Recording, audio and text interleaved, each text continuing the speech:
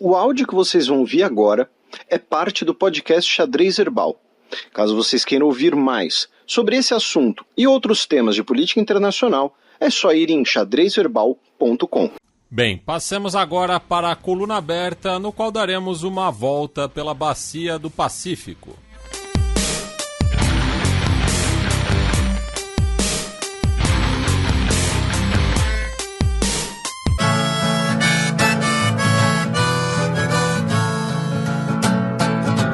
Coluna aberta.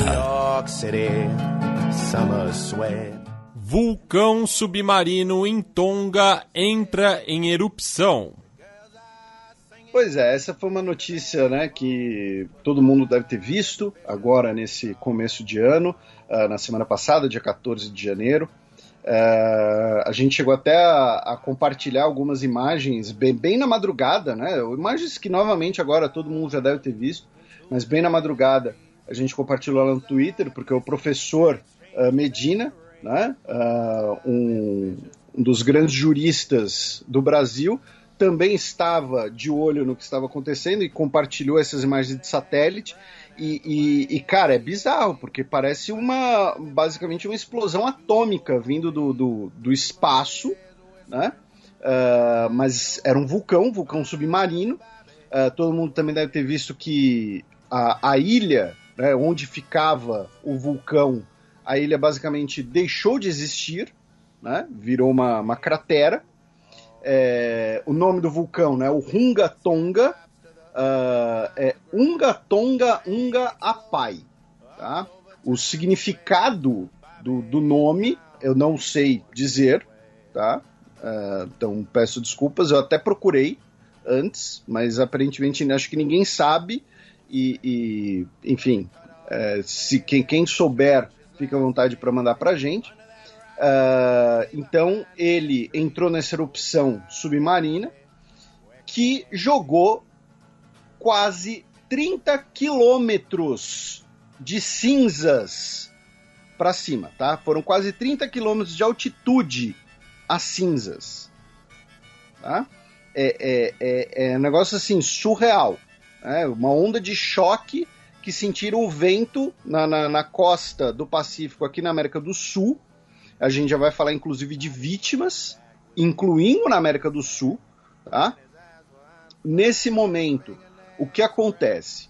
Né? Aí, o arquipélago de Tonga, do reino, né, de Tonga, ele está em boa parte isolado, porque o aeroporto ele estava sendo liberado para uso ainda, já que o aeroporto, né, ficou coberto de cinzas, teve todas as suas, né, operações prejudicadas.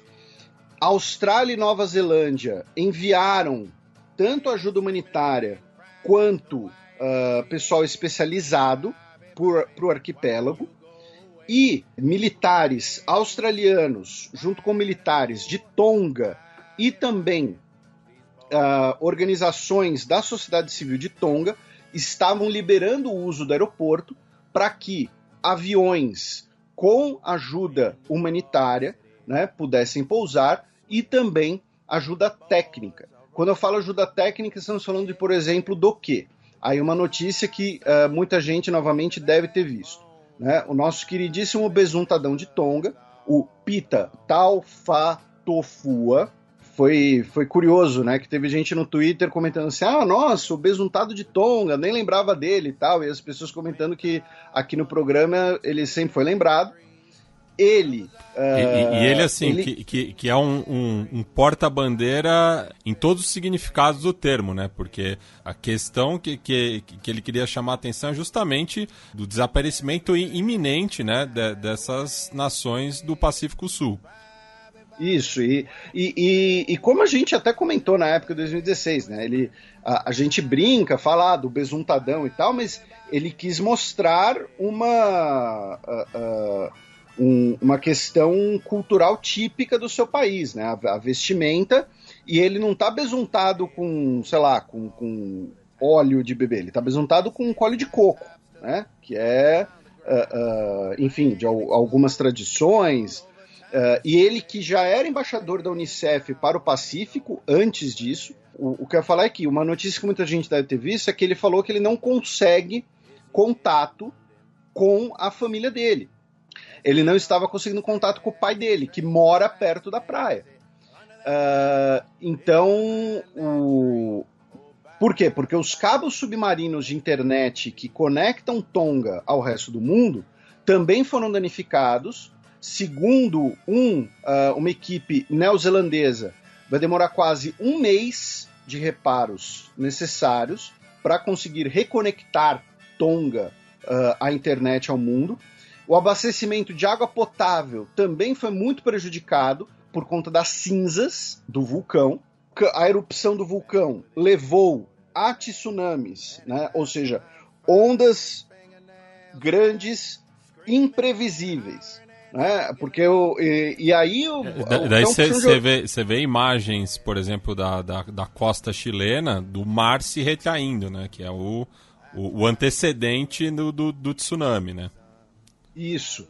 E muita gente falando, nossa, mas isso é o tsunami, eu tava esperando aquelas ondas, né? Aquelas ondas que os surfistas, né, de 30 metros e tal. Não, a grande questão do tsunami são ondas grandes, imprevisíveis e muitas vezes em quantidade, né, em sequência. Tá? Não é só uma questão visual. Né? Não que eu ou você sejamos especialistas em geologia oceânica, algo do tipo, mas é porque eu vi muita gente olhando os vídeos e entre aspas, desmerecendo, mas 3, 4 ondas daquela, você já tem várias cidades de um país insular, né, sem grandes altitudes, você já tem várias cidades dessas já inundadas. Então até pela falta de planejamento em moradia, né, pessoas com menos recursos moram próximo da costa, porque não tem outras localidades, né? Porque é interessante você falar isso, né? Porque às vezes a gente fala mora perto da costa, a pessoa pensa numa mansão à beira-mar, né? Alguma coisa assim. Não, a gente está falando, por exemplo, de uma vila de pescadores. De palafita.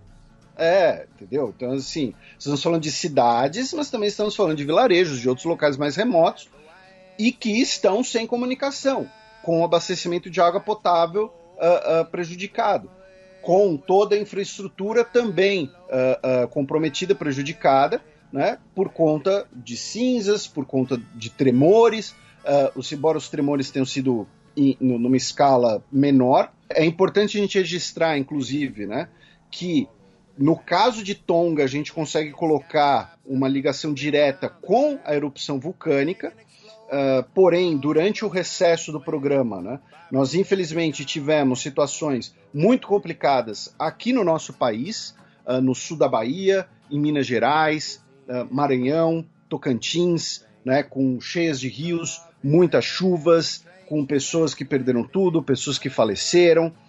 Então é importante a gente também registrar que não é só onde tem vulcão, alguma coisa assim, para você ter um problema ambiental desses, como nós tivemos aqui no Brasil. E todo ano as chuvas pegam as cidades desprevenidas na mesma época do ano. E é F, né? Pra não falar... E no sul da Bahia, né? O sul da Bahia que eu conheço um pouquinho melhor e tal, até por conta da minha família, o que acontece? Eu tenho certeza que muitos ouvintes, quando pensam em sul da Bahia, pensam em Porto Seguro, né? Porque é um destino turístico, pela importância histórica e tal. E se vocês olharem no noticiário, Porto Seguro foi uma região muito pouco afetada pelas chuvas, né? Você vai ver muito mais notícias, por exemplo, de Itabuna. Por que, em parte disso? Né? Porque Porto Seguro fica perto da foz do rio, né? Então a água escoa para o mar, mas também porque Porto Seguro, por ter o Parque Nacional do Monte Pascoal, por ter regiões indígenas também, enfim, Porto Seguro tem muita ainda região de mata intocada, então consegue absorver melhor quando chove desse jeito. Outras regiões, como por exemplo Itabuna, em que todas as margens do rio nos últimos 20, 30 anos, vamos colocar talvez até 40, desde os anos 1980, né, foram progressivamente desmatadas, né, de forma até sem planejamento. Eu não vou colocar irresponsáveis, porque fica parecendo que a pessoa que estava plantando, que estava trabalhando para ganhar o seu sustento, né, enfim, mas estamos colocando aqui como uma questão de falta de planejamento, e aí você acaba tirando toda a capilaridade da terra, aí o rio sobe, né, e a gente vê a catástrofe que acontece. Então, enfim, é uma pequena digressão, mas só para também não ignorar o que acontece aqui na nossa região, embora o nosso programa seja um noticiário internacional. O fato é, em Tonga, nós temos a ligação direta com a erupção do vulcão, porém, nós temos uma questão por geografia, por infraestrutura, por também questões socioeconômicas, né? Tonga não é um país rico, Tonga é um país que, como vários países que tem o turismo como parte importante da sua economia, teve a sua economia bastante afetada pela pandemia, né? Inclusive vai ser um turismo que vai demorar a se recuperar por conta dessa questão de cinzas, enchentes e tudo mais. Então acaba sendo uma situação também bastante delicada. Falando em vítimas, nós temos pelo menos 5 pessoas mortas como consequência direta do tsunami. 3 dessas pessoas em Tonga, tá? A primeira delas confirmada foi uma mulher britânica de 50 anos de idade, chamada Angela Glover, que trabalhava com resgate de cães abandonados. E ela possivelmente estava tentando resgatar ou enfim, manter os animais em algum local seguro quando as ondas chegaram. E 2 vítimas foram no Peru, tá? Que morreram afogadas devido ao tsunami, devido às ondas que chegaram novamente de forma imprevisível na costa peruana. Tá? Porém, ainda temos um grande número de pessoas que são consideradas desaparecidas. Tá? Então, por exemplo, apenas na ilha de Mango, tá? Eu vou ser sincero aqui, não sei se o nome é Mango ou se é em inglês, e aí daria para traduzir, né, para a Ilha da Manga. Tá? Não sei, peço desculpas. Porém, apenas nessa ilha, nós temos 69 pessoas desaparecidas ainda. Tá? São pessoas que podem estar bem, são pessoas que podem ter sido levadas pelas ondas para regiões mais remotas e estão sem contato, alguma coisa assim.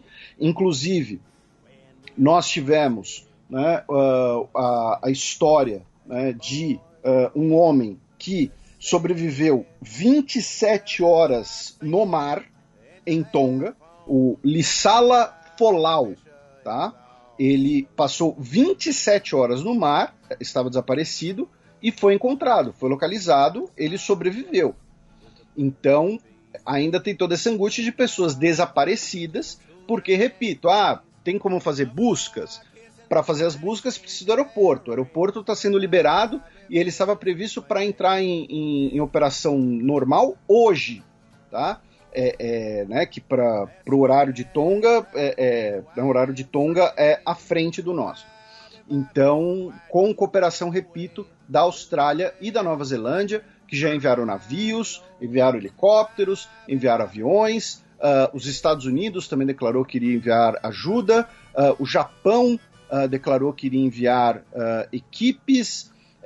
Salvo engano, Indonésia e Papua Nova Guiné também declararam que enviariam profissionais para auxiliar, né, no resgate de pessoas, na recuperação de infraestrutura, enfim, bombeiros, paramédicos, todo esse tipo de pessoal. A China também declarou que enviaria materiais e também uma doação em dinheiro, tá?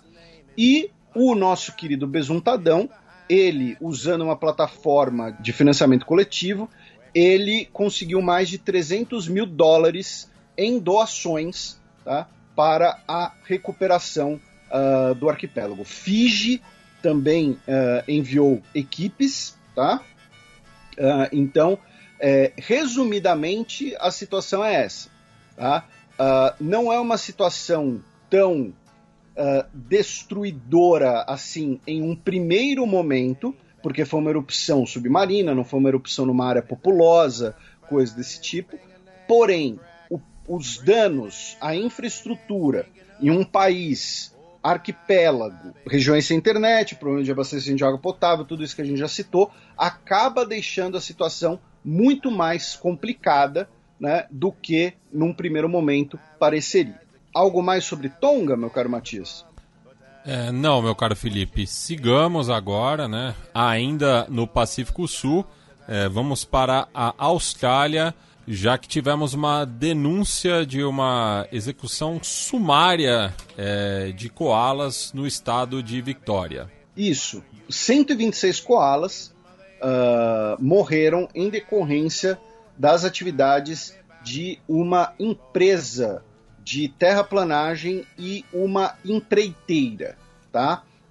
Alguns deles teriam sido mortos de forma sumária, como você colocou, outros morreram devido a questões como ferimentos, desidratação, enfim, todo esse tipo de coisa, e as autoridades australianas, então, entraram com uma acusação por crueldade animal contra as duas empresas e o proprietário do terreno, tá? Essas acusações podem incorrer em uma multa ou então em uma sentença de prisão de 12 meses, tá? E do total de mortos, cerca de 49 tiveram que ser abatidos, sacrificados devido aos ferimentos, devido à situação extremamente desumana a qual eles foram impostos, né? Eu só não gostei da matéria da ABC, né, australiana, porque eles não falam o nome das empresas, né, nem o nome do proprietário do terreno. Só uma curiosidade, né? Enfim, então essas serão as acusações. Ainda em relação à Austrália, outras duas notícias. Uma ainda também no fim do ano passado, né, que o governo federal australiano, no caso, né, essa notícia dos koalas é do dia 22 de dezembro. Também no dia 22 de dezembro, o governo federal australiano vai ter que pagar, entrou num acordo, né, para pagar mais de 2 milhões de dólares para entidades que representam os integrantes da comunidade Inganhatjara, que são conhecidos como Nana, tá?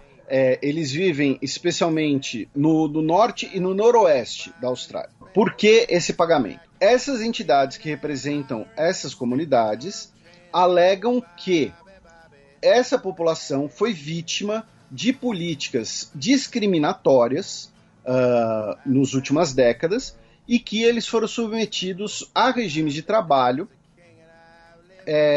análogos à escravidão pelo governo australiano. Por quê? Porque pelas leis do governo australiano, para uma pessoa poder receber, né, o auxílio-desemprego, né, você tem que provar que você está buscando um posto de trabalho, ou então você participar de trabalhos comunitários, né? Então, o que é na prática você trabalhar para o Estado, para você trabalhar para o município, enfim. Então, se você participar da coleta de lixo, você recebe o seguro-desemprego, né? Se você provar que você está buscando um posto de trabalho, você recebe o seguro-desemprego, né? E o que acontecia? As pessoas dessas comunidades aborígenes, elas tinham critérios muito mais rígidos do que pessoas brancas para poderem receber esse auxílio-desemprego ou então para não serem eliminadas do programa, tá? incluindo aí cargas muito maiores de trabalho. E as associações comentavam que era o equivalente a um regime de trabalho análogo à escravidão, né? Eu falo em modern day slavery, né? Ou seja, escravidão moderna. Então, a questão é que falava, olha, as regras eram discriminatórias, porque os brancos precisavam cumprir menos requisitos, ou então tinham menos chances de ser eliminados do programa de seguro-desemprego do que as comunidades aborígenes, tá? E quando eu falo aqui seguro-desemprego, tá, gente, eu estou fazendo uma analogia, só para deixar muito claro, até porque eu tenho certeza, nós temos muitos ouvintes na Austrália, é uma analogia, não é exatamente um seguro-desemprego, é o programa de desenvolvimento de comunidades, né, que envolvia ali uma espécie de seguro-desemprego, tá? Então, e agora o governo federal australiano vai ter que pagar 2 milhões de dólares para esses grupos de pessoas. E a outra notícia na Austrália, que todo mundo deve ter visto também, que o Novak Djokovic, né, ou como você chama ele, né, você patenteou esse termo. Mentira, você não patenteou porque você é um copyleft. Eu sou do copyleft, isso. O Novak Djokovic, ele foi expulso da Austrália por não cumprir os requisitos de vacinação para poder disputar o Australian Open, né? E aí eu acho interessante comentar para os nossos ouvintes a parte política disso, né? A gente não vai entrar aqui numa discussão sanitária ou numa discussão sobre ele tinha imunidade natural, não, porque assim, o argumento dele foi que como ele teve uma infecção recente, ele estaria naturalmente imunizado e o torneio aceitava isso, né? Porém, o governo australiano falou, olha, o torneio aceitar isso não é problema do torneio, né? A migração australiana não aceita isso, né? Então, ou você mostra o seu comprovante de vacinação, ou você mostra... A ATP não está acima do Estado australiano. Não era nem a ATP, era a Tennis Australia, alguma coisa assim. Era a organização, era a CBF deles. A CBT. Então, assim, ou você mostra o comprovante de vacinação, ou você mostra uma justificativa válida de porque você não foi vacinado, ou então, tchau, né? E aí muita gente, né, levou a discussão para o lado de o direito individual ou não, porque teve uma falha de comunicação entre o torneio e o governo, porque usaram critérios diferentes, né? Então, na prática, a questão do torneio serviu apenas, né, para tenistas australianos. Mas o que eu acho interessante de comentar aqui para os nossos ouvintes foi que os dois governos, né, se engajaram ativamente nessa questão, nessa arenga. Inclusive, o Djokovic foi expulso devido ao ministro de Imigração e Cidadania da Austrália, o Alex Hawke, usando os poderes executivos dele pela lei migratória australiana e cancelando o visto do Djokovic por motivos de saúde e no interesse público. Tá? Então, assim... gerou um debate internacional, né? Que vários atores políticos que não tem relação nem com a Sérvia nem com a Austrália meteram o bedelho, né? Por exemplo, o Nigel Farage, né? Que criticava muito a chegada de imigrantes balcânicos no Reino Unido, mas prestou solidariedade ao Djokovic por uma questão de agenda política. Sim, né? O Nigel Farage, se fosse centroavante, o adjetivo para ele era oportunista.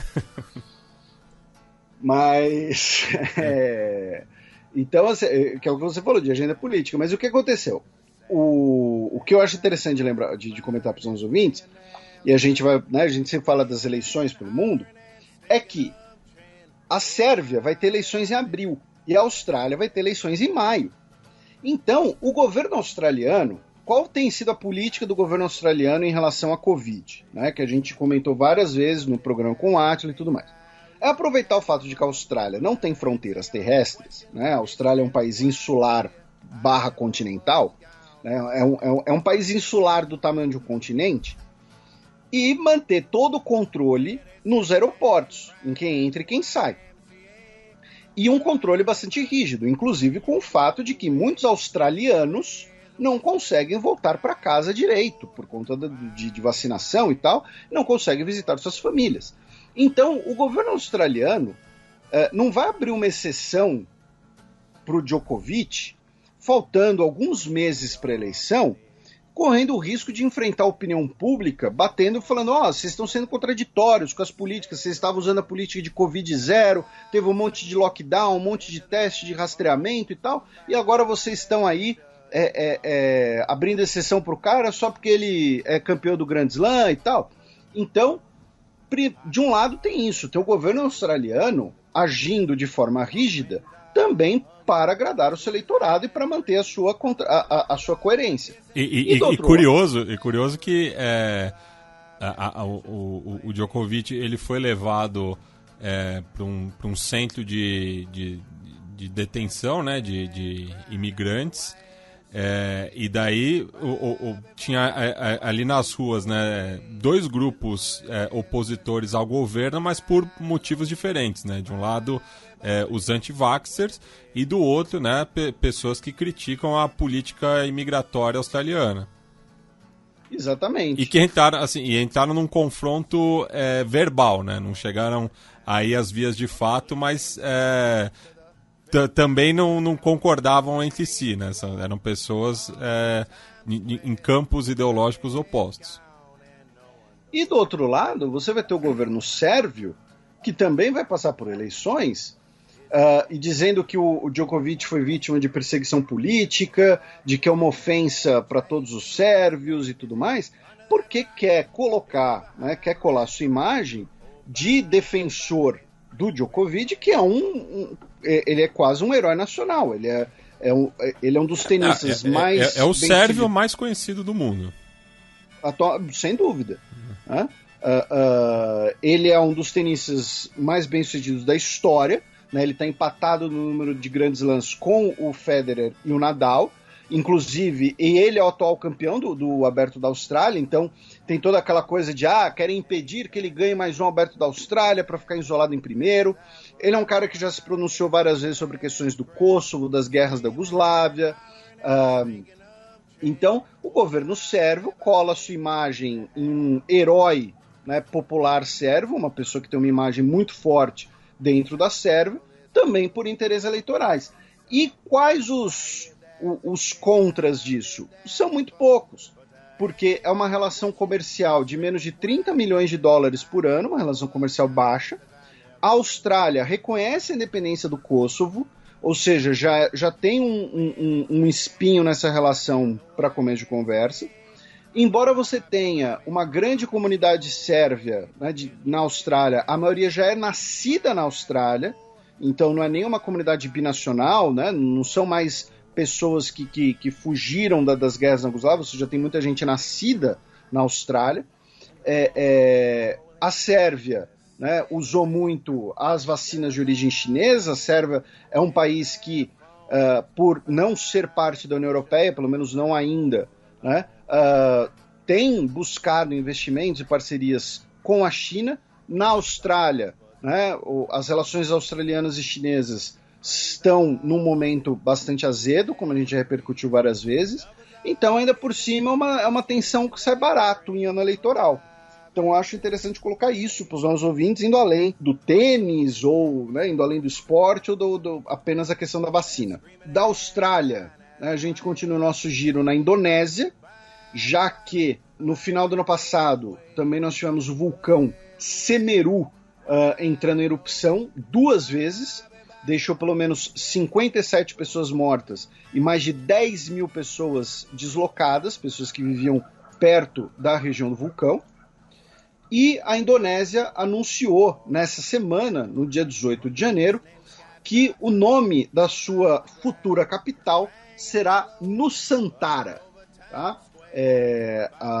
Apenas lembrando, né, para os nossos ouvintes, o governo indonésio quer construir uma nova capital, né, uma capital planejada, inclusive, na ilha de Bornéu, tá, que é a ilha que divide ali com o sultanato de Brunei, né, e também com uma parte da Federação Malásia, né, e também o sultanato de Brunei. E o motivo dessa mudança seria o fato de que Jacarta, né, está basicamente afundando. Né? Jacarta sofre com uma série de problemas de infraestrutura, o mar está adentrando Jacarta, inclusive. Jacarta fica localizada na ilha de Java. E você tem toda uma questão geológica ali, né? Enfim, a Indonésia, né? Ela tem... Né? É complicado o que eu vou falar agora, porque a gente já falou de 2 erupções vulcânicas aqui, a gente ainda vai mencionar uma terceira, e erupções vulcânicas são um assunto muito sério, né? É algo de muito impacto e tal, mas a Indonésia, ela tem toda a sua formação geológica ligada ali às placas tectônicas e atividades vulcânicas, incluindo provavelmente a maior erupção vulcânica, né, que ocorreu na era moderna da Terra, ou seja, não estamos falando da formação da Terra, não estamos falando de milhões de anos atrás, que é a erupção do Toba. É por isso que eu disse que eu sei que fica complicado. Mas eu não estou zoando, tá, gente? Vocês joguem no Google. Tá? Toba Eruption. Foi uns 75 anos atrás, mais ou menos. E dizem que, inclusive, teria sido parcialmente responsável pela evolução humana, enfim, teria criado ali um gargalo. Então, assim, a Indonésia é um país que sofre muito com questões geológicas, e isso inclui aí essa possível planejada mudança de capital. A gente muda de país ou você quer falar mais da erupção do Toba, Matias? Não, vamos adiante. Vamos agora para Mianmar, rapidamente, né? Embora Mianmar não seja exatamente da Bacia do Pacífico, a gente dá uma trapaceada aqui, já que, primeiro, no início desse ano, a Aung San Suu Kyi foi condenada a mais 4 anos de prisão, né? Por todas aquelas... Enfim, ela foi condenada porque sofreu um golpe militar, né? Ponto final. Não tem acusação, né, razoável, enfim, né? É só um verniz jurídico. E também tivemos um deslizamento numa mina de jade em Mianmar no final do ano passado, que deixou pelo menos 50 pessoas desaparecidas. Tá? Falando em Mianmar, porém agora, né, cruzando a fronteira, o líder da junta militar de Mianmar recebeu o primeiro-ministro do Camboja, o Hun Sen, por uma visita que foi muito criticada, inclusive por outros países da ASEAN, da Sociedade, né, de Nações do Sudeste Asiático, Associação Sudeste Asiático, dizendo que acabava, né, legitimando, né, a junta militar. A questão é que é interessante lembrar que o Hun Sen, ele mesmo chegou ao poder, né, via um golpe militar, pelo menos um golpe interno, né, no Camboja. Digo um golpe interno, digo entre as forças, né, que fazem parte do governo. E ele manda no país desde 85, né? Então ele também não é exatamente um defensor da democracia. Entendeu? Então assim, pega mal encontrar com o líder da junta militar do vizinho, tá? Mas, né? Não é exatamente o compromisso que ele tem. E também no Camboja, infelizmente, a ratinha Magawa, né, que nasceu na Tanzânia, ela faleceu, né, depois de sua carreira como buscadora de minas. Tá? Ela que, no total, ajudou a liberar 42 campos de futebol de minas, tá? Detectando mais de 100 minas terrestres. Tá? Faleceu aí aos 8 anos de idade a ratinha. Tá? É uma ratinha mesmo, tá, gente? Não é, sei lá, alguma piada idiota. E do Camboja, vamos para as Filipinas, onde o governo Rodrigo Duterte acertou uma e promoveu a lei que bane completamente o casamento infantil no país. Tá? segundo algumas estimativas, 1 a cada 6 meninas casa antes dos 18 anos de idade nas Filipinas. Tá? E agora você não pode ter casamento infantil e se casar, pessoas que arranjarem, que promoverem casamentos entre menores de idade, podem ficar até 12 anos em cana. Tá? E o Duterte se dizia um conservador, né? Vai ter gente brava com você. Inclusive, as Filipinas também vai passar por eleições esse ano, né? E o candidato favorito, até o momento nas pesquisas, não é o Manny Pacquiao, né? A gente brincava que o Manny Pacquiao venceria fácil, mas... daria um nocaute na corrupção. Pois é, mas a gente fez uma coisa que a gente não pode fazer, Matias. A gente subestimou a estupidez humana. Porque, com todo respeito aos filipinos, o favorito nas pesquisas é o filho do ex-ditador Ferdinand Marcos. Pô, Felipe, mas não é você que já disse uma vez que o filho não tem culpa pelos crimes dos pais, que não é mais Roma antiga e tal? Ok, perfeito, mas ele defende a ditadura do papai, ele começou a carreira política na ditadura do papai, ele virou governador aos 22 anos de idade, né? Porque mereceu, claro. Ele disse que a fortuna da família foi adquirida de forma legal, sendo que eu acho impossível ele falar isso sem rir por dentro, né? Porque estamos falando de uma das maiores fortunas já alcançadas em tempo recorde, né? A esposa do Ferdinand Marcos, ela era conhecida por colecionar sapatos de luxo que ela usava apenas uma vez, tá? Tudo isso com dinheiro do povo filipino. Então, assim, não é que assim, ele é o filho do ex-ditador, mas ele fala, não, meu pai fez burradas, foi um governo que teve problemas, teve corrupção e tal. Não, ele fala que foi tudo bem e tal, e tá liderando as pesquisas. Né? O Bong Bong Marcos. É uma Keiko Fujimori de calças. Cara, eu vou dizer que acho que ele vai além da Keiko, sabia? Olha. Mas foi uma boa comparação. Foi uma boa comparação. Nas Filipinas, vamos para Taiwan, que realizou 4 referendos no final do ano passado e todos os 4 foram rejeitados pela população. Né? Perguntaram para o povo, vocês querem construir uma 4ª usina nuclear no país? Não. Vocês querem banir a importação de carne de porco contendo ractopamina? Não. Tá? Nesse caso aí, a ractopamina é considerada ilegal em vários países. É basicamente usado para engordar o porco. Para deixar o porco... suplemento. O porco bombado. Não, o porco bombado. Tá? Vocês querem que os referendos sejam realizados sempre junto das eleições nacionais? Não. Vocês querem proteger os recifes de algas que tem perto do terminal de Taiwan? Não, não queremos. Então foi basicamente isso. Vocês querem trocar por uma bicicleta? Sim. Taiwan também anunciou que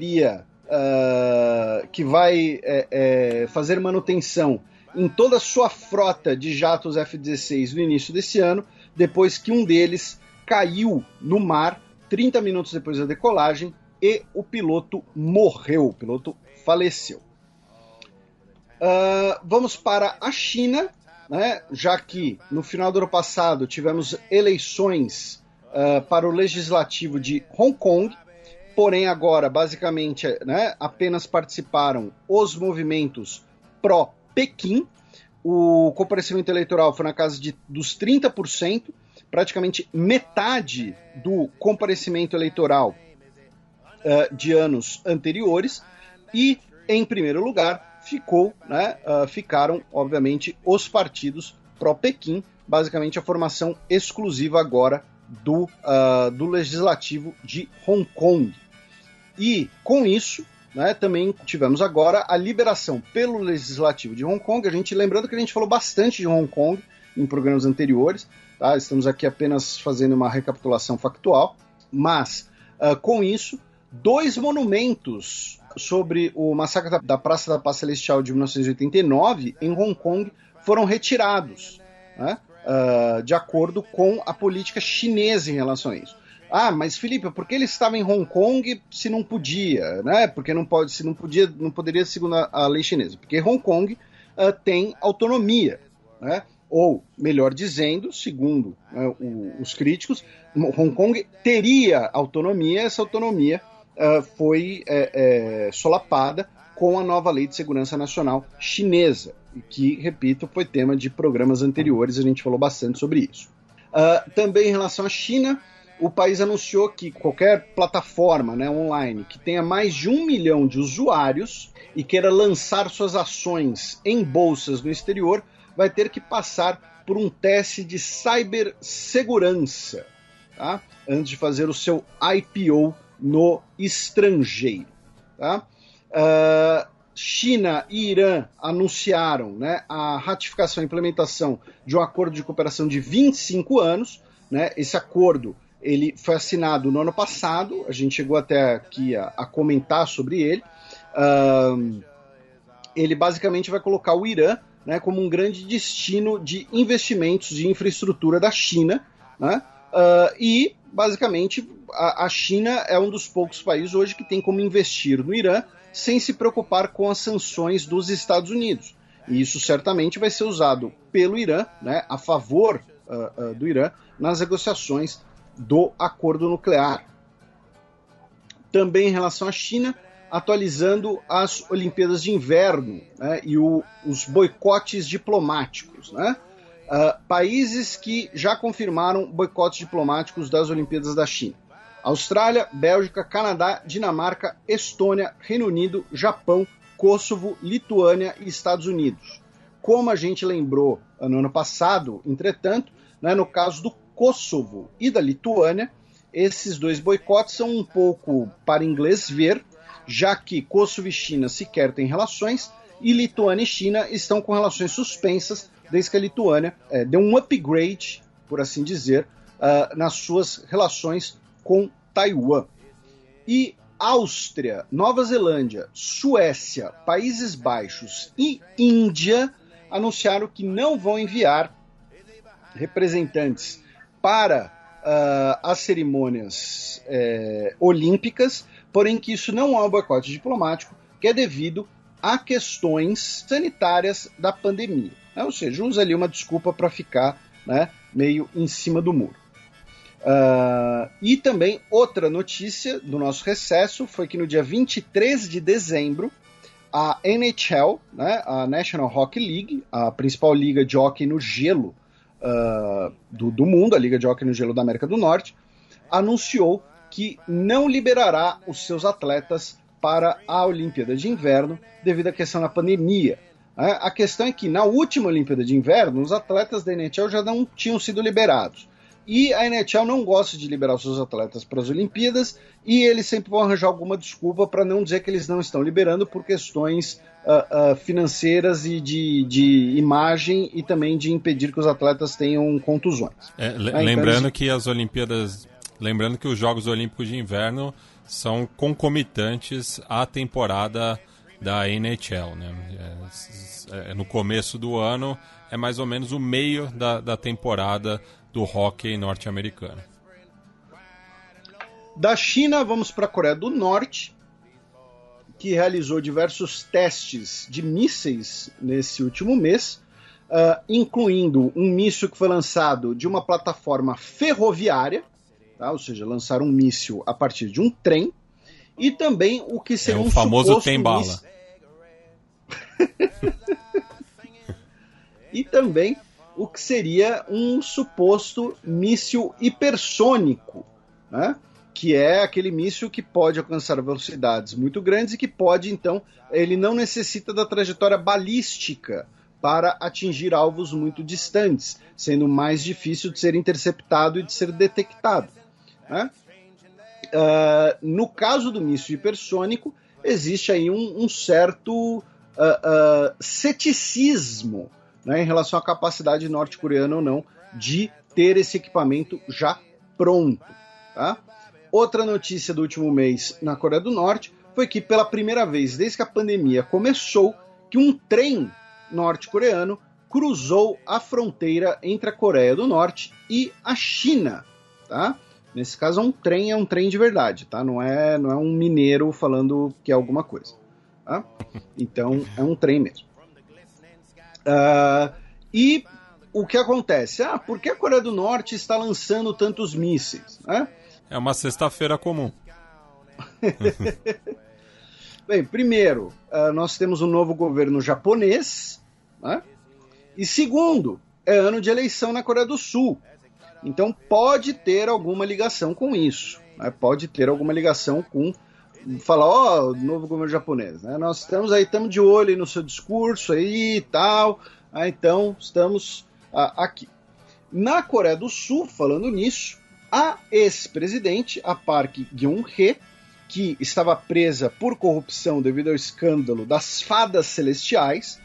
Se você é um ouvinte mais recente nosso, não sabe do que estamos falando, não ouviu o nosso programa sobre fadas celestiais, recomendo que ouça, porque ele é sensacional de surreal, tá? Só jogar fadas celestiais lá no site do Xadrez Herbal ou no site da Central 3. É o 71º. É o 71, não é o 171. De 4 de novembro de 2016. Meu Deus, isso que é memória. Não, é Google mesmo. E ela foi perdoada, né? Recebeu aí o perdão presidencial de fim de ano, né? Lembrando que o atual presidente, né, o Moon Jae-in, não é um aliado dela, pelo contrário, né, são opositores, porém o Moon Jae-in, né, via o seu ministro da Justiça, afirmou que o perdão foi para curar os conflitos sociais e restaurar a comunidade na Coreia do Sul, né? Então tá aí, né? É sempre bom você ter várias pessoas partidárias suas, porque você consegue fazer parte basicamente de uma seita e depois você recebe o perdão em nome da paz comunitária. Tivemos também um caso curioso, né, na Península Coreana, que foi um desertor que cruzou a zona desmilitarizada. Mas, né, quando você fala isso, muita gente vai pensar, é uma pessoa da Coreia do Norte que fugiu para a Coreia do Sul. Não, dessa vez foi alguém da Coreia do Sul que fugiu para a Coreia do Norte. A polícia sul-coreana, inclusive, realizou operações ali de busca na zona desmilitarizada e tudo mais, para ver se encontrava a pessoa, porém, uma pessoa que cruzou a fronteira. Não sei se era uma pessoa que estava fugindo, se era uma pessoa que quis ir para a Coreia do Norte, se era um espião norte-coreano que estava querendo voltar para casa, enfim, alguma coisa do tipo. No Japão, né, no final do ano passado, Japão e Estados Unidos anunciaram um plano de contingência para caso Taiwan sofra alguma agressão, né, para bom entendedor, meia palavra basta, e também tivemos, no dia 17 de janeiro, o discurso de abertura do parlamento japonês pelo primeiro-ministro, o Kishida Fumio, né, afirmando que ele quer um novo modelo de capitalismo na sociedade japonesa. Ele quer mais políticas de distribuição de riqueza e expandir a classe média. Ele também disse que quer um Indo-Pacífico livre e aberto, e com navegação e comércio para todos, e com um maior diálogo de segurança na região. Né? Lembrando que o Japão faz parte da iniciativa Quad, com Austrália, Índia e Estados Unidos, que o alvo, né, fica bem no meio desses 4 países, o alvo se chama China, no caso. Do Japão, a gente cruza o Estreito de Bering, vamos até o Canadá, onde o governo anunciou uma reforma, né, do sistema de bem-estar social para as primeiras nações, né, as First Nations, os povos indígenas canadenses. E esse plano envolve cerca de 40 bilhões de dólares canadenses. Tá? Pretende tanto compensar pessoas que foram prejudicadas nos últimos 30 anos, especialmente crianças, tá? Lembrando que nos últimos meses, no último ano, né, nós tivemos vários episódios de descoberta de valas comuns de crianças mortas, né, crianças indígenas mortas em escolas canadenses pelo século XX. Enfim, temos todas toda uma discussão muito mais ampla, né, sobre como o Estado canadense tratou as comunidades indígenas, sobre a participação das comunidades indígenas na sociedade canadense. Então, foi anunciado esse plano de grande reestruturação. Nossa, mas Felipe, 40 bilhões de dólares é muita grana, né? Sim, é muita grana, não é tudo de uma vez só, tá? Foi um acordo que durou aí basicamente um dia para ser negociado e que vai ter um prazo aí bastante extenso, repito, incluindo tanto compensações passadas quanto reestruturação de financiamentos e compensações atuais. Falando em escola canadense, uma escola de ensino médio, né, uma high school canadense, disse que vai mudar de nome, né, já que é a Prince Andrew High School, na província de Nova Scotia, né, já que o Prince Andrew, que inclusive perdeu suas patentes militares e não vai poder mais ser chamado de Sua Alteza Real, como a gente vai falar no bloco sobre a Europa, ele, né, vamos colocar, né, que ele está no centro de uma controvérsia, né? E quando a gente fala controvérsia, o que a gente quer dizer com controvérsia? Né? A gente está dizendo que ele abusou sexualmente de uma menor de idade que foi traficada por um esquema coordenado por um bilionário, que é o Jeffrey Epstein, de quem o príncipe Andrew era amigo pessoal. Né? E o Jeffrey Epstein, que a gente sempre reitera que morreu sob custódia em condições muito suspeitas. Não, Matias. Não. Suspeito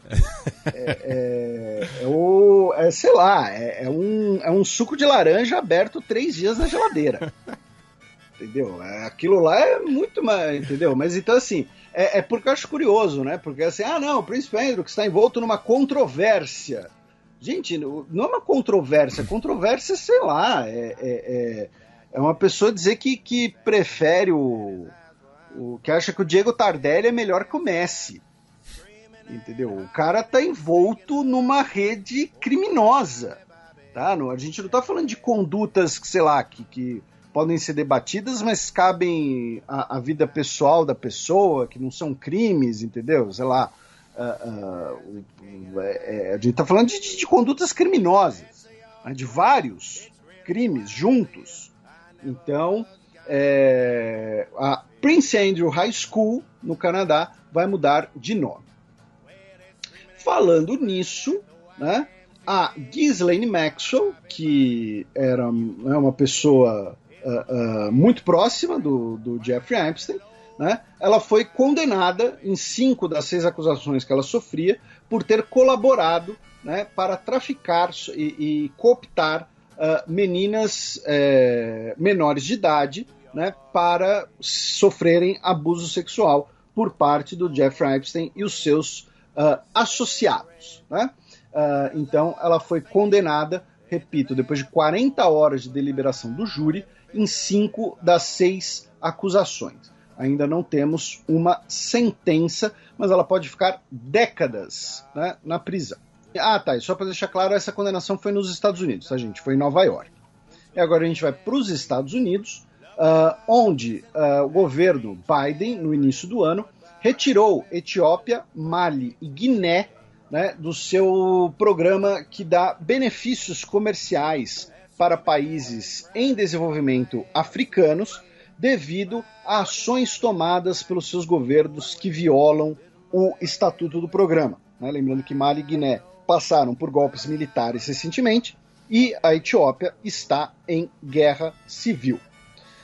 No dia 6 de janeiro, tivemos aí um ano, né, da invasão do Capitólio, e o presidente Joe Biden realizou um discurso relembrando a data, relembrando os policiais mortos na ocasião e dizendo que o ex-presidente Donald Trump ele foi o responsável pelo que aconteceu e que ele é uma ameaça à democracia. Tá? Lembrando que as investigações, os inquéritos sobre o dia 6 de janeiro continuam, porém sem muita colaboração de políticos republicanos que não querem, né, aborrecer o Donald Trump e os seus apoiadores.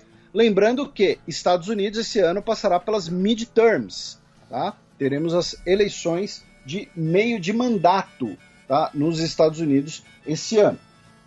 Então, o que estará em jogo, né? Dentre outras coisas? Primeiro, a renovação da Câmara dos Deputados, tá? Todos os assentos. Também teremos renovação de 1/3 do Senado. E também teremos 36 estados, tá? Realizando eleições para governador.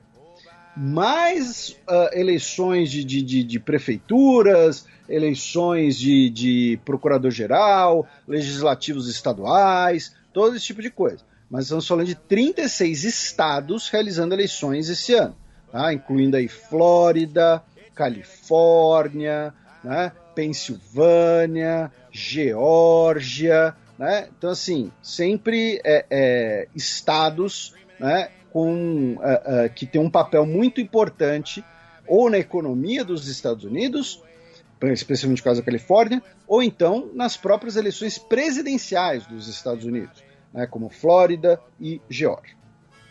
Geórgia que foi decisiva na última eleição. Ainda nos Estados Unidos, a poeta Maya Angelou será a primeira mulher negra a ser retratada numa moeda dos Estados Unidos. Tá? Vai ser uma moeda de 25 centavos, né, de um quarter, né, $0,25, e né, as moedas já estão sendo cunhadas. Não sei se já estão em circulação, mas imagino que já estão, daqui a pouco estarão. Além da poeta, também figurarão na moeda de 25 centavos a astronauta Sally Ride, a ativista Cherokee Wilma Mankiller, a sufragista Adelina Otero Warren e a atriz sino-americana Anna May Wong. Também em relação aos Estados Unidos, tivemos no último dia 15 de janeiro um ato de terrorismo, né, numa sinagoga em Colleyville, no Texas, no qual um homem chamado Malik Faizan Akral, de 44 anos de idade, ele era um cidadão britânico de origem paquistanesa, supostamente irmão de um integrante da Al-Qaeda. Ele estava pedindo a libertação do seu irmão, né, que está preso numa prisão no Texas, né? Ele tomou 4 pessoas reféns nessa sinagoga e depois de mais ou menos 12 horas ele foi morto e os reféns foram libertados. Na verdade, um dos reféns foi libertado durante as negociações e tal, e depois ele foi morto pela polícia texana e os outros reféns foram libertados. Notícia de anteontem, dia 19 de janeiro, foi que a Suprema Corte dos Estados Unidos afirmou que os documentos da Casa Branca sobre a invasão do Capitólio podem sim ser consultados pelo comitê que investiga o episódio. Tá? Então foi uma derrota do governo Donald Trump, que alegava, né, via defesa do ex-presidente, né, não do governo, né, mas a defesa do ex-presidente, alegava que eram documentos confidenciais que deveriam ficar sob a guarda do Arquivo Nacional e não poderiam ser liberados antes de um prazo cronológico. A Suprema Corte discordou e disse que é uma investigação corrente de um assunto importante, então que os documentos podem sim ser acessados pelo comitê. Outra notícia de anteontem, o governo Joe Biden anunciou a sua indicação para a Embaixada dos Estados Unidos no Brasil. Será Elizabeth Bagley. Tá? Ela precisa ser confirmada pelo Senado. Ela foi representante dos Estados Unidos na Assembleia Geral das Nações Unidas. Ela trabalhou com 3 secretários de Estado, John Kerry, Hillary Clinton e Madeleine Albright. Né? Ela é uma diplomata que tem experiência, né? Ou seja, não é como aqueles casos, né, meio esquisitos, né? Esquisitos pra gente, né? Mas nos Estados Unidos, em que, por exemplo, se você for um grande financiador de campanha, como presente você vira embaixador em algum lugar. Também em relação ainda aos Estados Unidos, temos mais 3 notícias, passando aqui rapidamente. O governo dos Estados Unidos e o Departamento de Justiça retirou as acusações contra um professor do Instituto de Tecnologia de Massachusetts, né, o famoso MIT, que seria suspeito de ocultar seus laços com autoridades chinesas, né, o Gang Shen. Ele foi preso em janeiro de 2021 por supostamente não ter informado que teria ligações com a China ao pedir um financiamento de quase 3 milhões de dólares ao Departamento de Energia. As acusações contra ele foram retiradas. O Senado dos Estados Unidos barrou, tá, as duas iniciativas do governo Joe Biden, né, de diminuir, né, de evitar a dificuldade de acesso ao voto. Né? Lembrando que está ocorrendo em vários estados, né, dos Estados Unidos, que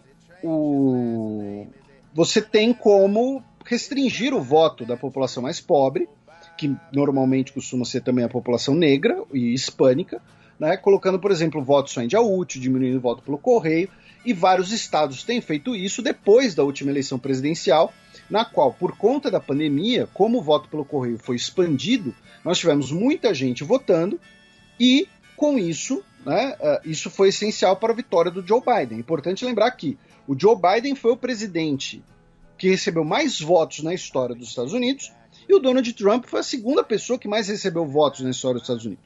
Donald Trump, na última eleição, recebeu mais votos do que os vencedores das eleições anteriores. Né? De eleições anteriores, melhor dizendo. Né? Então... assim como o Trump. Exatamente. Né? Então, a herança, né, do segregacionismo dos Estados Unidos, que estava na gênese, né, na gênese não, mas não tinha uma questão central do movimento dos direitos civis, né, dos Estados Unidos, que era garantir que a população negra pudesse votar, né, tivesse acesso ao voto, porque eles tinham um acesso em teoria, mas não tinham na prática. Era o que acontecia. Então, você tinha vários locais de votação em bairros de maioria da população branca, os brancos podiam passar por menos burocracia para tirar, né, para poderem votar, para se tornar ali um registered voter, todo esse tipo de coisa. E é algo que permanece em certa medida, né? Exatamente. Variando de estado para estado. E porque depois dessas últimas eleições, então a gente já falou aqui de Texas, de Geórgia, né, são sempre estados do sul dos Estados Unidos, normalmente, né, que estão tomando medidas para dificultar o voto. É claro que sempre vai ter ali uma margem bastante cínica que não vai falar, não, a gente não está dificultando o voto da população negra ou da população mais pobre. Não, a gente está só deixando aqui as regras mais delimitadas. É claro que, no fim das contas, por exemplo, se a regra é voto no dia útil, né, ou então você tem que fazer alguma coisa no dia útil, isso compromete, né, muito mais a pessoa mais pobre do que uma pessoa que tem uma situação mais abastada. E que, repito, no sul dos Estados Unidos, a questão socioeconômica e a questão racial estão ligadas de forma muito grande devido a uma herança de um negócio chamado escravidão, que também teve aqui, né, caso ninguém saiba. Né? Então, o governo Joe Biden queria promover uma lei federal para impedir essa restrição ao voto. E não conseguiram. E só para fechar, né, segundo uma matéria do New York Times, né, já diria Jorge Ben, pelo menos 19 estados aprovaram alguma maneira de restrição ao voto no último ano. Tá? Então, isso estava no Senado e mesmo assim não passou. Né? Então, né? Fica aí mais... E finalmente, né, lembram-se, né, da síndrome de Havana, né, né, que é aquela coisa, né, de que os diplomatas dos Estados Unidos em Havana teriam sido alvos de uma arma sônica que causou problemas no cérebro e tudo mais. E que eram grilos. Então, aí passou para grilo. Né? Aí agora, né, o William Burns, diretor da CIA, disse que ainda estão investigando esses incidentes, estão investigando, né, como garantir um bem-estar de saúde para as pessoas afetadas, porém, é muito improvável que isso tenha ligação com alguma potência estrangeira. Ou seja, porque antes era uma arma sônica, russa, cubana, comunista, sei lá, enfim, agora passou para isso. Saindo dos Estados Unidos, a gente começa a vir aqui para a nossa América Latina, começando pela Nicarágua, com duas notícias. A primeira é que no dia 1º de janeiro desse ano foi reinaugurada a Embaixada da República Popular da China na Nicarágua. Lembrando que a Nicarágua, até o ano passado, tinha relações com Taiwan, né? Rompeu essas relações e estabeleceu relações com a República Popular da China, dentro da política de uma só China, e agora a República Popular da China inaugurou a sua embaixada. E a outra notícia foi que o vice-presidente do Irã participou da posse, né, do Daniel Ortega, né, para o seu novo mandato depois das eleições que não foram reconhecidas pela maior parte da comunidade internacional. A gente falou bastante aqui das eleições nicaragüenses na época, e um dos países que não reconheceu a eleição na Nicarágua é a Argentina, governada por um governo de esquerda, por uma presidência de esquerda, do Alberto Fernandes. E a Argentina protestou contra a posse do Daniel Ortega, junto com o governo de Israel. Por quê? Pela presença do vice-presidente do Irã, o Mohsen Rezai, porque ele tem um alerta pela Interpol, já que a Argentina deseja a sua detenção por um suposto envolvimento no atentado da AMIA, em 18 de julho de 1994, que deixou 85 pessoas mortas, né? A AMIA era o Centro Cultural Judaico de Buenos Aires. Então, a Argentina protestou porque ele pôde entrar na Nicarágua, entrar e sair da Nicarágua ileso, sendo que tem esse alerta da Interpol pela sua detenção, né? Então, tanto Israel quanto a Argentina protestaram em relação à Nicarágua. Na Colômbia, tivemos, no início do ano, cerca de 23 pessoas mortas em um confronto entre integrantes do Exército de Libertação Nacional, o ELN, e um grupo dissidente das Farc, né, que rejeita o Acordo de Paz de 2016, e, segundo as autoridades colombianas, tá, esse confronto foi na fronteira com a Venezuela e faria parte de um confronto pelo controle de uma rota de tráfico de drogas, tá, segundo as autoridades colombianas. Colômbia que vai passar por eleições esse ano, e vai ser uma eleição muito acirrada, muito complicada, tá? Inclusive, na Colômbia não tem reeleição, então o Iván Duque, o atual presidente de direita, não será candidato. Ainda não está definido quem será o candidato governista. Tá? E o Centro Democrático está bastante queimado. Então, nós tivemos as manifestações, tivemos pessoas mortas durante as manifestações, né? Temos todo o impacto do pandemia e tudo mais. Então, assim, vão ser eleições muito tensas e muito disputadas na Colômbia esse ano.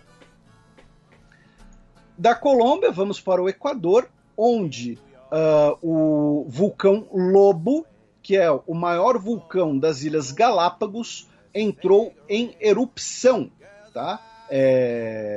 Isso na primeira semana de janeiro, tá? As cinzas dele chegaram a 4.000 metros de altitude, porém não há população perto do vulcão, tá? O receio é que, no caso de alguma grande erupção, isso afete, né, o Parque Nacional de Galápagos, mas aparentemente não teve grandes impactos, grandes riscos. No Peru, a gente já mencionou, né? Tivemos 2 pessoas que morreram no litoral peruano, na praia de Nailamp, devido à erupção em Tonga. E assim, gente, vamos lembrar, Tonga tá lá perto da Nova Zelândia, do outro lado do Pacífico, tá? É o outro lado do maior oceano do mundo, então, para vocês verem o impacto disso. E, finalmente, uma notícia que, né, todos os nossos ouvintes devem saber, né? Tivemos as eleições chilenas, a gente falou bastante delas no ano passado, e o Gabriel Boric venceu o segundo turno, que foi realizado no dia 19 de novembro. Ele ficou com 56,8% dos votos. O José Antônio Cast, né, à direita, neopinochetista, ficou com 44% dos votos. Mas e o que chama atenção, né, Felipe, que a gente falava da imprevisibilidade desse pleito, é que a diferença de votantes do primeiro para o segundo turno, lembrando que no Chile o voto não é obrigatório, foi de mais de 1 milhão, né, num universo de 15 milhões de habitantes inscritos. Pois é, 47% do eleitorado votou no primeiro turno e quase 57% votou no segundo turno, né? O Boric se tornará então o mais jovem presidente da história chilena. E uma coisa curiosa, assim, né, no final do ano passado... Ele que é 22 dias mais velho do que eu. Mais velho? Mais velho, 22 dias mais velho do que eu. E ele toma posse no dia 11 de março. Lembrando que, e isso a gente comentou no ano passado, né, a Câmara dos Deputados no Chile terá uma maioria à esquerda, enquanto o Senado terá uma maioria à direita. Tá? Então, qualquer candidato que vencesse não teria uma vida fácil no Congresso, no caso do Boric, especialmente no Senado. Inclusive, pegaram a atual presidente do Senado chileno, cochichando ali, falando com alguém e tal, falando que a vida do Boric no Senado será um inferno e ela vai assistir de camarote. Ela falou um negócio assim. Aí depois, mas o que você quis dizer com isso? Ela disse, não, que vai ser muito complicado e tal, e que infelizmente não terá uma pessoa como eu para mediar a situação, enfim. Né, tentou ali dar uma desviada. Né? Outra coisa curiosa, né, no final do ano passado, que todo mundo ficou chocado, que nós tivemos uma demonstração, chocado aqui no Brasil, né, que nós tivemos uma demonstração de civilidade na eleição, né, porque o José Antônio Cast reconheceu a derrota, parabenizou o Boric, né, não ficou falando de fraude ou de voto impresso, né, alguma coisa assim. Enfim, então tivemos, né, o candidato derrotado concedendo a derrota, e o Jair Bolsonaro foi o último da região a parabenizar o Boric, né? E já indicou que não deve estar presente na posse. Pois é, o que é mais uma demonstração daquela mesquinhez ideológica do presidente, porque vamos lembrar pequenez que Chile, diplomática. Pequenez diplomática e mesquinhez ideológica, porque o Chile foi o primeiro destino que o Bolsonaro visitou quando tomou posse. Quebrando uma tradição que era a Argentina. Né? Isso, exatamente. Ele visitou o Chile, né? Aí chegou lá o Lorenzoni falando de Pinochet, né? Falando bem de Pinochet e tal. Aí se encontrou com o Pinheiro e tudo mais. E aí, então, o que acontece? O Bolsonaro ele só vai a posses de líderes que ele considera ideologicamente próximos a ele. Tá? Assim, uma coisa, o presidente do Brasil precisa ir a toda e qualquer posse presidencial que ele é convidado? Não, óbvio que não, até porque nem daria tempo. Né? Mas quando a gente fala dos países vizinhos da nossa região, é algo importante. Independente de questões ideológicas. Vamos lembrar, o Macri, Maurício Macri, um presidente argentino eleito à direita, o primeiro governo que ele visitou foi o Brasil da Dilma. Tá? Para dar um exemplo saindo do Brasil. Né? Então, aí o Bolsonaro, ele participa quase de maneira como um torcedor nas eleições vizinhas, e a orientação ideológica do vencedor determina a presença dele ou não na posse. Então ele foi na posse do Guilherme Lasso no Equador, mas não foi na posse do Pedro Castillo no Peru. Quem foi o Milton Mourão, vice-presidente. Ele foi na posse do Lacagepou, não foi na do Alberto Fernandes. Agora disse que não vai na posse daquele Boric. Ele falou assim, daquele Boric. E assim, novamente, o presidente do Brasil precisa ir a toda e qualquer posse? Não. É possível que no dia 11 de março, que é quando vai ser a posse do Boric, é possível que tenha, sei lá, uma crise de gabinete, ou esteja ocorrendo alguma coisa muito importante, e algum imprevisto, e o presidente brasileiro não pode ir? É completamente possível, completamente compreensível. Agora, a questão é que meses antes, por uma questão simplesmente ideológica, ele já deixa claro que não vou, tá. Quando não é o Jair Bolsonaro que foi convidado, é o presidente do Brasil que foi convidado, tá?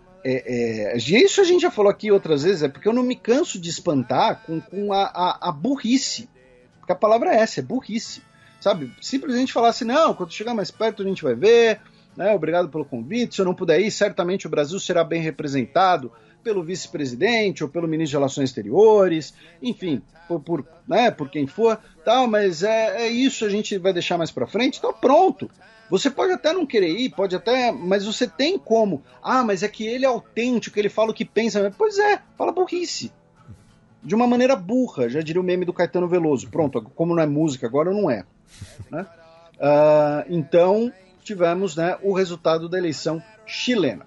Também tivemos uma nova presidência na Constituinte do Chile, né, substituindo a acadêmica mapuche Elisa Loncón Antileu, foi eleita a Maria Elisa Quinteiros, ela que é pesquisadora de saúde pública e recebeu 78 dos 155 votos, né, dos deputados constituintes. Ela é doutora em saúde pública pela Universidade do Chile e substituiu depois do mandato de 6 meses. Né? Os mandatos são de 6 meses, lembrando que a Constituinte no Chile pode apresentar, né, a nova carta do país no início do segundo semestre de 2022, ou também pode pedir uma prorrogação dos trabalhos por mais 3 meses, salvo engano, de cabeça. E aí, caso seja pedida essa prorrogação, tem uma nova eleição para uma nova presidência da casa. Tá? E hoje, dia 21 de janeiro, o Gabriel Boric divulgou o seu ministério. Tá? Serão 24 nomes. Dentre esses, teremos aí uma maioria feminina, com 14 mulheres e 10 homens. E a imprensa tem dado atenção para 2 nomes especificamente. Tá? O ministro da Fazenda será o Mário Marcel, que foi responsável pelo Banco Central.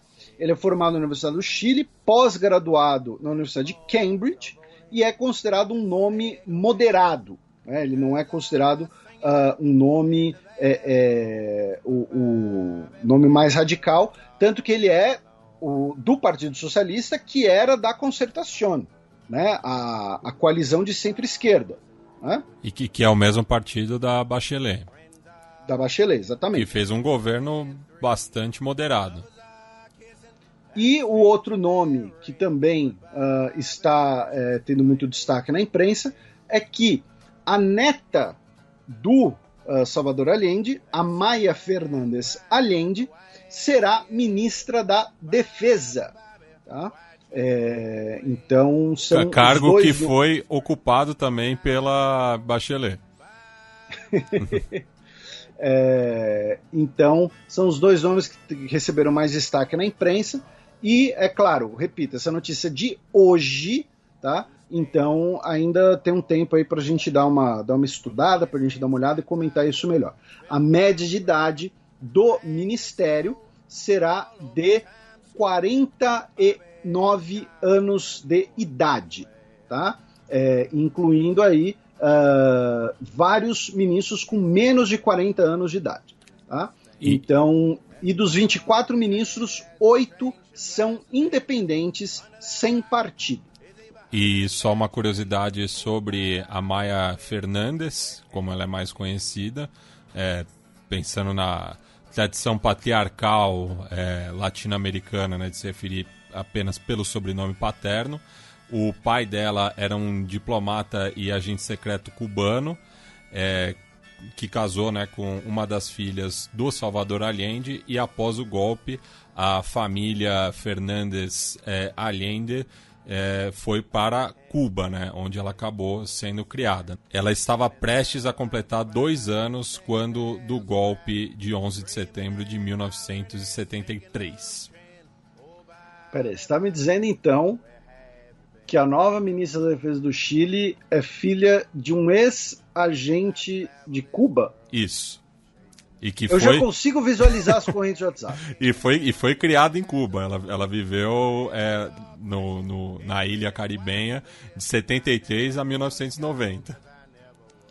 Eu já consigo visualizar as correntes de WhatsApp.